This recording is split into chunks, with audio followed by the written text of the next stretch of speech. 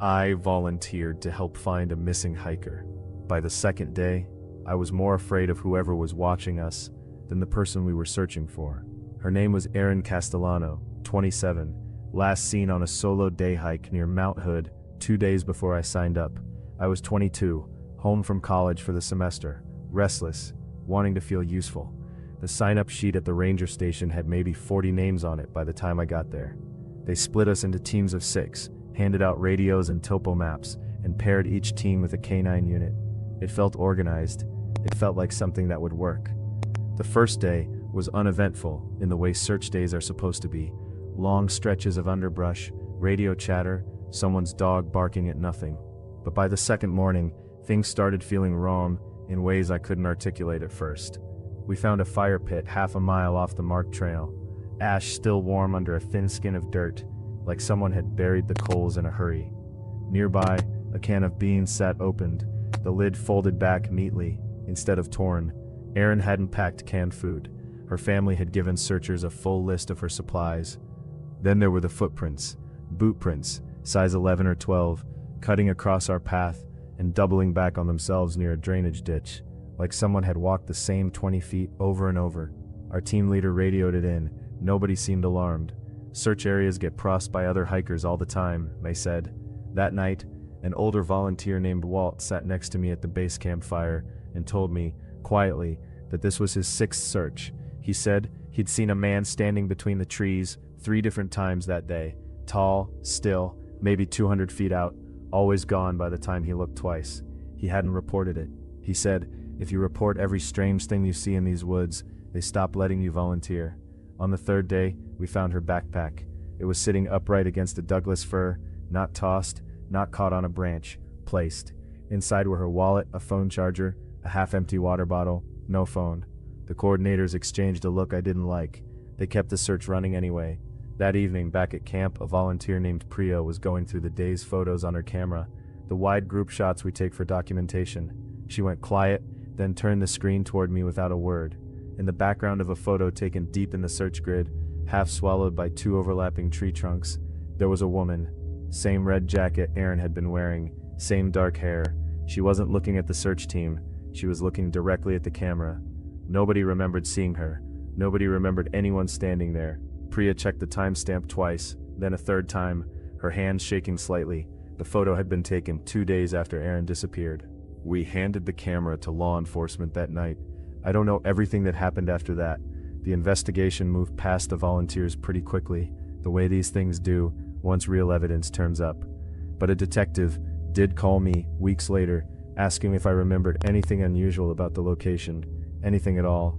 I told him about the fire pit, the can, Walt's tall man in the trees. He asked me not to repeat any of it to the press. Erin was never found. I heard secondhand months later that investigators believed someone had been staging the site, moving items, maybe moving her, staying just ahead of every team that came through. Whether that person was watching us for sport or for something else, nobody would say. I never volunteered for another search. I tell people it's because of the terrain, the long hours, the toll it took on me emotionally. That's true, but it isn't the whole truth.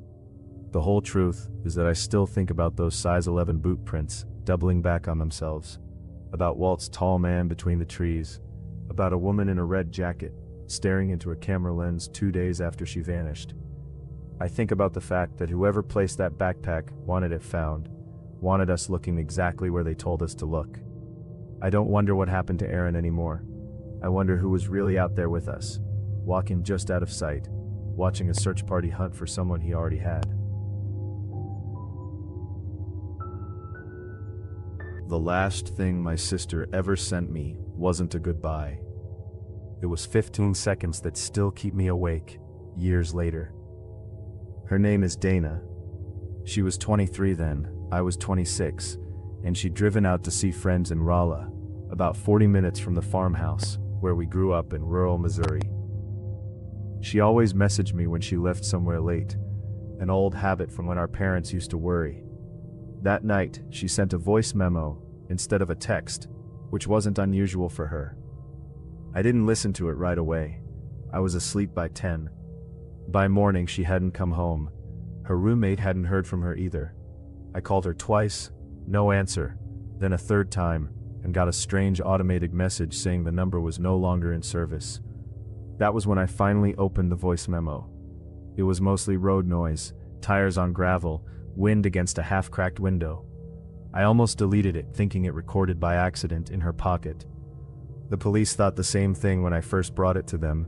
They told me people her age leave sometimes, that adults are allowed to disappear if they want to. I told them Dana didn't miss shifts at the diner without calling.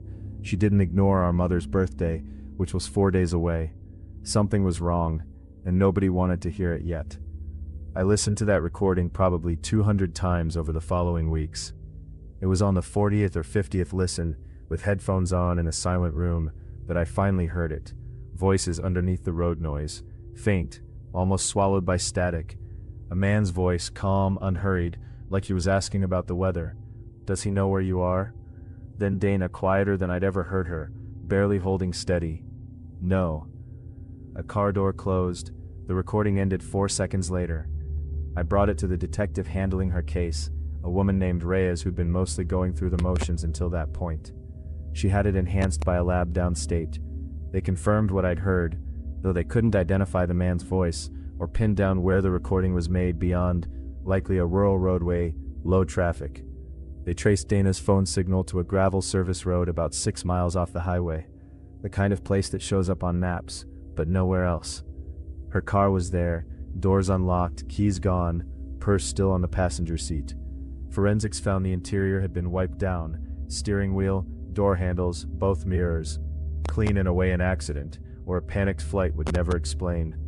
It took almost a year, but detectives eventually connected her case to 3 others. All young women, all driving alone on rural roads at night, all reporting car trouble or receiving a call about car trouble shortly before they vanished.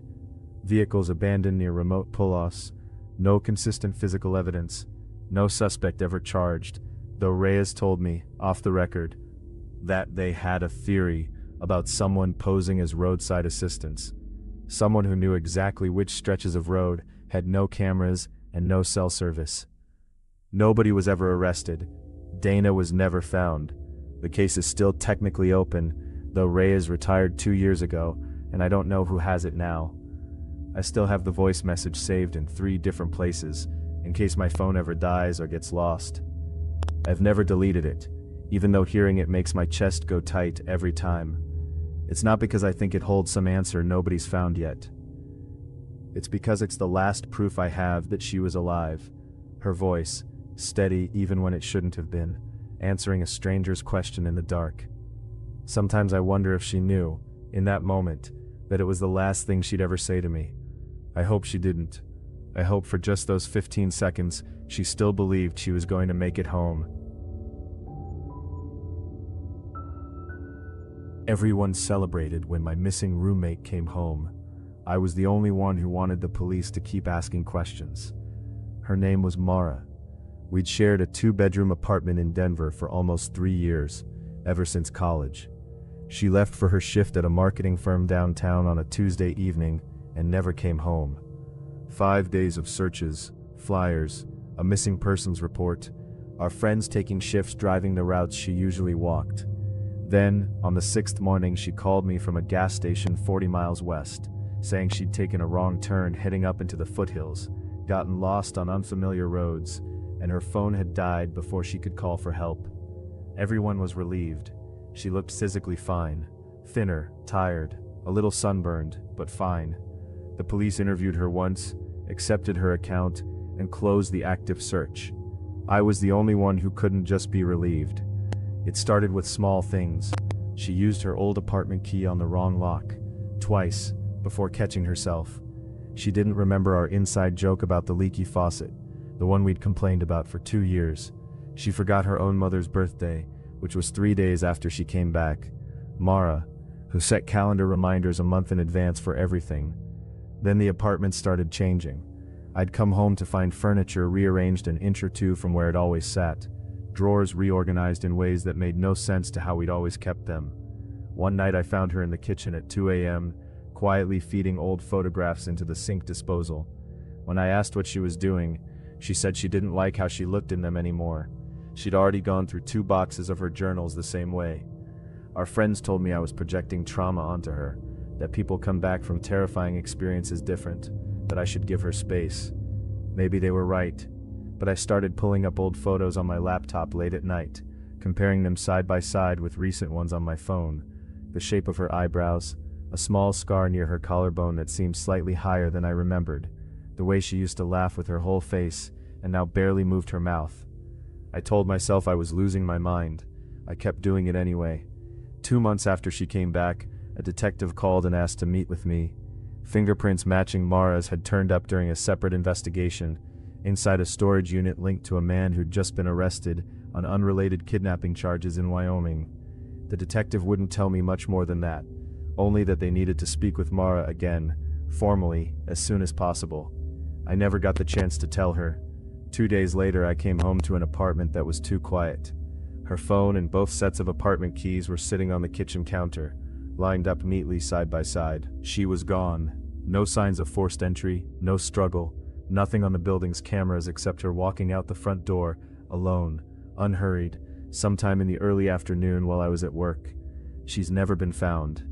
The detective told me carefully that they believed the woman who came back to our apartment that first week had been withholding something about what really happened during those 5 missing days.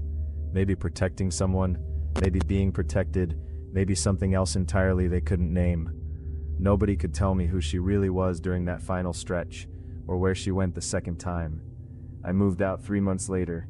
I still live in Denver, still keep the lights on later than I need to. Some nights, usually after midnight, I think I hear a knock at my door. Soft, 3 taps, a slight pause, 1 more. It's the exact rhythm Mara used the day she first came home. I never answer it. I tell myself it's nothing, but I never check to see if anyone's actually there, either.